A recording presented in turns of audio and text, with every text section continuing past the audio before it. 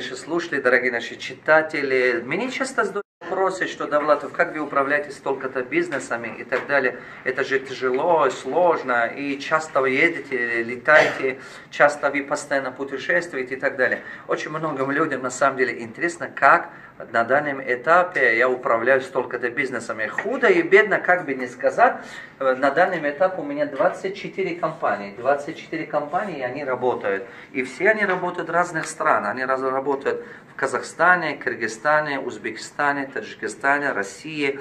И Малайзия сейчас запускаются. И в Америке. Они в данный момент те компании, которые у меня реально работают и в данный момент функционируют.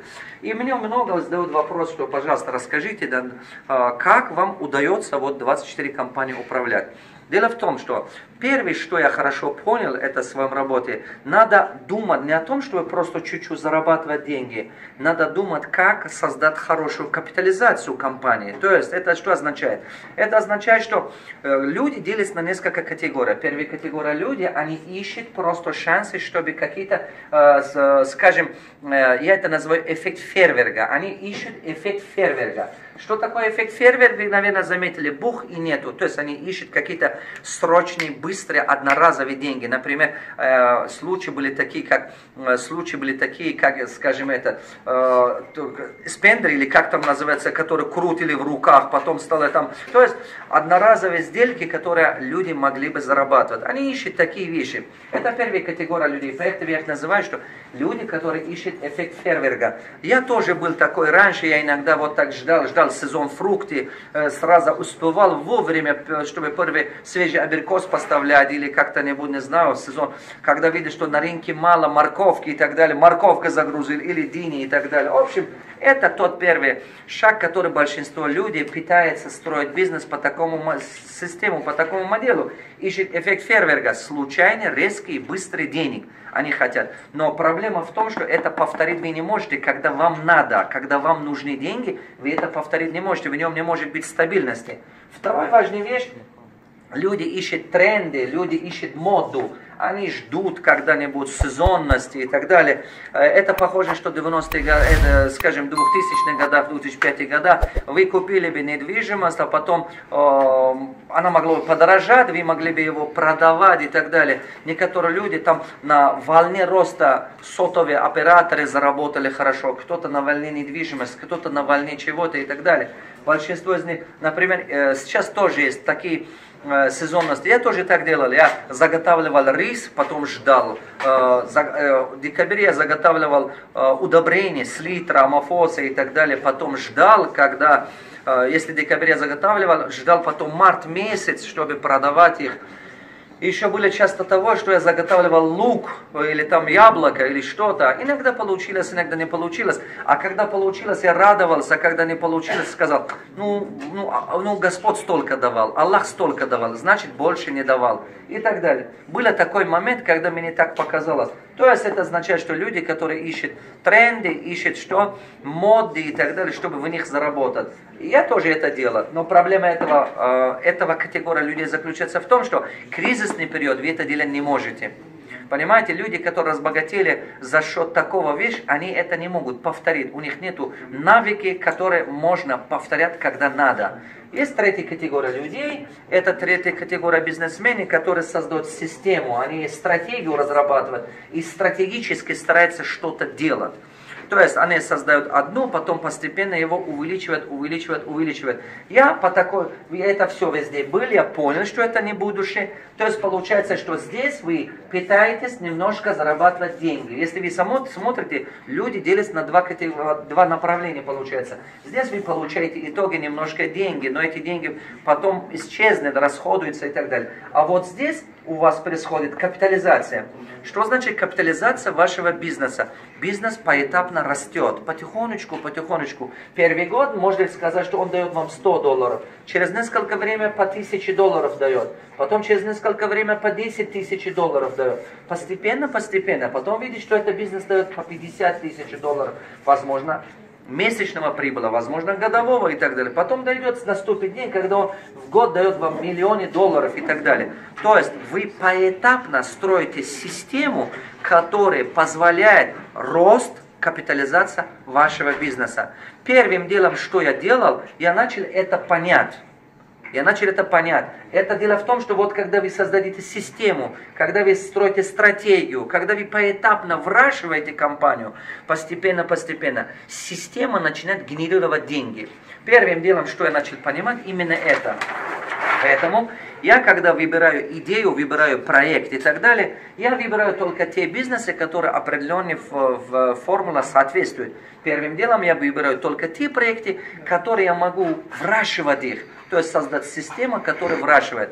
Как я это делаю? Сначала я возьму одну, вот взял одну, сделал это один, понял, что как он работает. Например, я взял один магазин парфюмерии, открыл, потом понял, как это работает, прибыльно, неприбыльно, какие проблемы там есть, с чем я могу сталкиваться и так далее. То есть получается, что вот так я это делал. Я взял одну магазинчик, открыл сначала, сам прошел все эти ошибки и так далее. Потом разработал систему, которая позволяет мне это масштабировать, приумножать. На данный момент в одном моем бренде 388 магазинов, в другом бренде 40, в другом бренде. То есть масштабировали 43 магазина. Видите, я так эту модель начал копировать, делать сначала в парфюмерном бизнесе, потом начал то же самое. Одну магазин техника делал, бытовая техника, всякие тысячи мелочей и так далее. На сегодняшний день их уже 7 магазинов. Вот так я начал делать. Каждый, это, например, второе, да, третье, бизнес оптики. Один из моих бизнесов это оптики. Я взял бизнес, который у него было 24 магазинов. Я выкупил долю этого бизнеса. Сейчас я хочу делать их 300 магазинов. Я работаю над этим. 400 по нашим стратегиям, расписана стратегия к 2000, Аллах даст, 2025 году. То есть, видите, я вращиваю бизнес. Системно вращиваю его. То же самое я делаю в садоводстве. Садоводство это большая капитализация. Я работаю над этим, потому что дерево, когда вы сажаете, она маленькая, она недорого стоит. Например, саженцы, которые вы купили, но год за годом она же это растет. Она растет и подорожает. Например, если даже на одно дерево я потрачу, например, с учетом расходы, зарплаты, все, пусть будет, скажем, $70-80 первый раз, когда его сажаю. Но потом за него же она год за годом растет. Через 3-5 лет это дерево будет намного другое. Потому что одно дерево, может быть, мне даст в год в районе от 20 до 50, до 100, до $200 прибыла. Каждый год потом он дает, сам дерево дает. Понимаете, это есть вращивание, капитализация. Сначала я делаю всегда чуть-чуть, небольшой получается, а потом его масштабирую. Понимаете, это что такое? Я собираюсь с помощью Всевышнего 1 000 000 дерева сажать. Это очень много чего. 1 000 000 дерева. Это реальный труд, реальная капитализация и так далее. Я над этим работаю. Теперь, это было о том, как я выбираю проект, почему я это делаю и так далее. На данный момент у меня 24 компании. Как я ими управляю? Когда люди не могут один бизнес управлять. Почему? Потому что они не могут систему создать. У них не хватает стратегического понимания, как создавать систему. Как я это делал? Сначала было так. Я сейчас нарисую, как я сначала делал, а потом нарисую, как в дальний момент делаю. Сначала был так. Довлатов, вот это Довлатов, был человек такой, который делал все подряд. Здесь были проекты. Здесь один проект парфюмерии, здесь строительство, здесь садоводство, здесь там магазины техника и так далее, и так далее, и так далее, и так далее. Вода, само тренинговые компании и так далее. Их было много, я не успевал ничего делать. Когда их было поменьше, я успевал. Когда бизнес на расстоянии протянет рукой, вы успеваете. В общем, количество проектов увеличивалось год за годом. Я заработал, инвестировал. Какие ошибки, с чем я столкнулся? У меня не хватало времени их контролировать. То есть получается, что в самом начале финансовый анализ я не успевал делать. Я не успевал делать финансовый анализ. Первая основная проблема была, у меня не хватало времени. Времени не хватало, чтобы делать аудит, прежде чем зайти в какой-то бизнес или какой-то проект. Я отталкивался всегда от слова, которые хозяева бизнеса говорили мне. Кто-то доля бизнеса продавал мне, кто-то полностью целиком бизнес продавал. В общем, факт остается, что у меня не хватало времени их контролировать. Соответственно, я попозже отдельные ролики, я буду рассказывать, с какими ошибками я столкнулся и так далее. Про ошибки я отдельно ролик буду говорить. Куча есть вещей, которые буду рассказывать. Сейчас я хочу рассказывать, как я управляю 24 проектами. Вот, было в общем такое, это я и все эти проекты. Их в общем стало 10, 12 и так далее, больше. А потом я заметил, что я вообще не успеваю их контролировать. Вкладываю деньги, денег не возвращается. Я иду, инвестирую деньги, не вижу прибыли. Вроде бы вкладываю, а обратно прибыли не нахожу. Нету прибыли. Потом я начал задуматься очень долго и полностью изменил всю эту модель. Я эту модель изменил 2 года назад. Как я его изменил? Я просто сидел, думал, кто я? Сначала первая вещь, что я задумался, кто я? Значит, Давлатов бизнес-наставник. Ага. Значит, где я могу реализовать себя как бизнес-наставник? Ага. Значит, само. Я определил для себя само основной, один из проектов, который я должен лично сам заниматься. Значит, это проект, по которому я буду работать как бизнес-наставник. Значит, вот С. Давлатов, он здесь сидит. Он управляет его. Хорошо, а остальные проекты что? Кто я? Я бизнесмен. А я как бизнесмен, у меня время остается управлять бизнесами? Не остается. Тогда что надо делать? Что ближе мне? Что мне ближе? Заниматься, писать книги, обучать учеников и так далее, и так далее. И в этом я вижу свою миссию. Или заниматься бизнесами, управлять своими бизнесами. Потом я долго размышлял, и я понял, ага, я создал холдинг, вот здесь холдинг UDI, United Development Investment Group. Создал эту холдинг, который является продолжением меня, как бизнесмена. Значит, это холдинг делает то, что делал я. То есть, что он делает? Он управляет моими проектами. Проектов-то много, он управляет. Вся менеджмент управления принадлежит именно этому холдингу. Холдинг управляет не я. Не я управляю. Холдинг занимается. Я нанимаю правильных руководителей и правильно направляю, правильно систему налажу здесь. И они вкладывают усилия, чтобы здесь бизнес-процессы, структура, контроль, стратегия, система, статистика и так далее, автоматизация и так далее. Чем занимается этот холдинг? У него есть 3 основных задачи. Первая задача – привести бизнес в порядок, то есть упорядочить внутри этого любой бизнес-единиц. Второе, что он занимает, упакует и подготовит этот бизнес к масштабированию. Третье, что он занимается, внедряет технологию и его масштабирует. Основная задача этого холдинга в этом заключается. Теперь, с чем я столкнулся? Третья вещь. Кто я? Я инвестор, потому что я всегда выкупал долю бизнеса, продавал. У меня 67 бизнеса опыт есть. 67 бизнеса, где-то я был единственным учредителем, где-то я был основателем, что-то из них банкротилось, что-то продавалось. На данный момент 24 из них то, что существует, то, что есть. Значит, кто? Я как инвестор. Я подумал, как я реализую себя как инвестор. Где я себя реализую как инвестор? И я думал, мне же время не остается все делать. Соответственно, что я создал? Я создал третью вещь. Называли его SD Finance. Саид Мурод Давлатов Finance. То есть SD фонд. Вот это SD Finance, он занимается именно инвестированиями.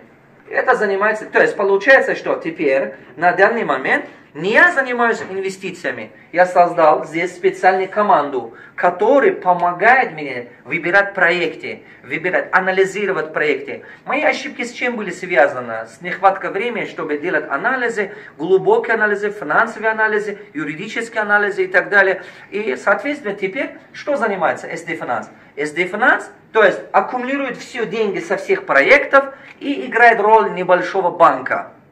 То есть он аккумулирует все прибыли, которые приходят из разных проектов и так далее. И он занимается инвестированиями. Я занимаюсь инвестициями, он занимается теперь инвестициями.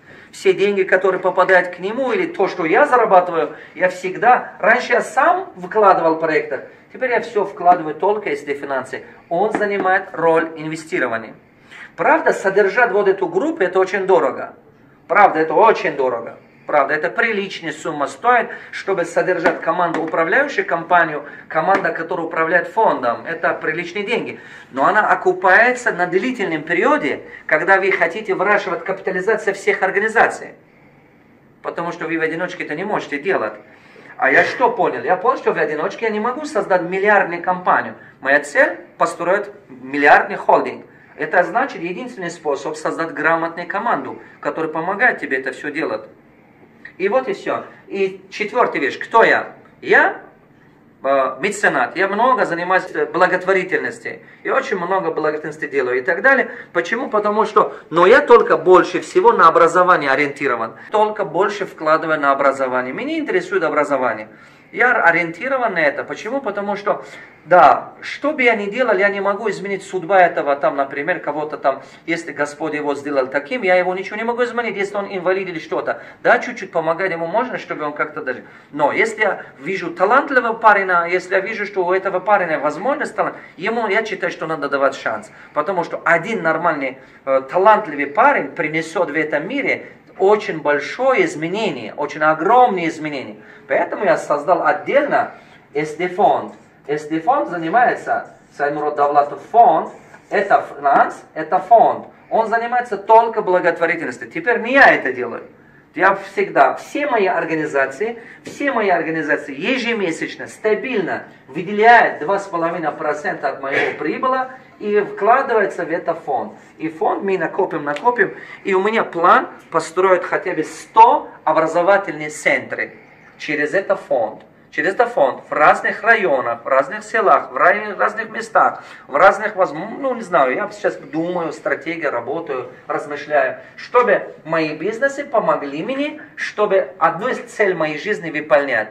У меня есть свои цели жизни определенные. Один из них это хотя бы 100 образовательных центров. Пусть они будут небольшие. Но это пусть должно быть источник такое место, где любой район или селе, те места, даже где обычно никогда не пойдут никакой бизнес-тренер и никогда не пойдет какой-то цивилизации, чтобы просто кому-то научить. Но я знаю, что там тоже найдется ребят, которые, у них есть мозги, и ребят, которого можно научить, ребят, которые нуждаются этими знаниями. Вот эта структура, которую я разработал и создал, и она работает без меня. 24 компании построил, которые работают без меня. Я себя реализую по-прежнему как бизнес-тренер, как наставник, я пишу книги, я работаю. Со стороны иногда видят люди в интернете или где-то, они говорят: о, Давлат, влогер что ли, не понимаем. Он то там. Когда он делает бизнес? Наверное, он только влогер, и у него нету бизнесов. Некоторые даже так и думают. Добро пожаловать, приходите, научу, как это делать. Приходите, вы поймете, будьте у меня в бизнесе. В ближайшее время выходит документальный фильм. В этом документальном фильме я показываю море кейсов, как каждый этот проект строился.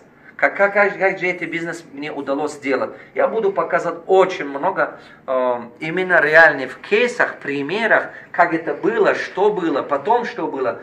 Желаю вам успехов!